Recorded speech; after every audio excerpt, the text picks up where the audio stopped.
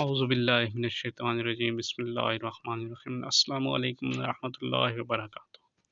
آج ہم جانیں گے کہ قبولیت کی کون سی گھڑی ہوتی ہے، ایسی کون سی ساتھ ہے جس میں ہم دعا مانگ کر اپنی جائز حاجات مانگ کر اللہ تعالیٰ کے حکم سے اپنی وہ حاجات پالیں۔ یقیناً یہ بات بھی ٹھیک ہے کہ اللہ تعالیٰ کی ذات جب چاہتی ہے ہماری حاجات ہماری دعائیں قبول فرما لیتی ہیں، لیکن کچھ ایسی بھی ساتیں ہیں جن کے بارے میں ہمیں